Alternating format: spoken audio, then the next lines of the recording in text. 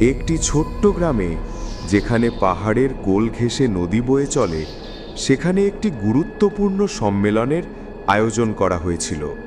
গ্রামের প্রধান পদের জন্য নতুন নেতা নির্বাচন করতে হবে। এই পদের জন্য অনেকেই আবেদন করেছিলেন, কিন্তু পরীক্ষা হিসেবে তাদের সামনে একটি অদ্ভুত প্রশ্ন রাখা হয়েছিল।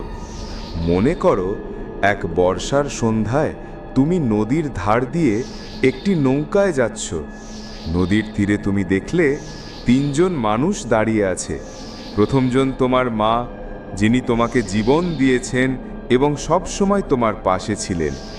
দ্বিতীয়জন একজন গ্রামের শিক্ষক, যিনি একবার তোমার ভুল পথে যাওয়ার থেকে ফিরিয়ে এনেছিলেন। আর তৃতীয়জন একজন অপরিচিত বালক, যে পানিতে ডুবে যাচ্ছে এবং তাকে দেখে মনে হচ্ছে সে মারাত্মক বিপদে আছে। প্রশ্নটি শুনে প্রায় শতাধিক প্রার্থী নীরব হয়ে গেল। সম্মেলনের শেষে এক তরুণ প্রার্থী, নাম রাহুল, উঠে দাঁড়ালো। আমি নৌকা থেকে নেমে যেতাম।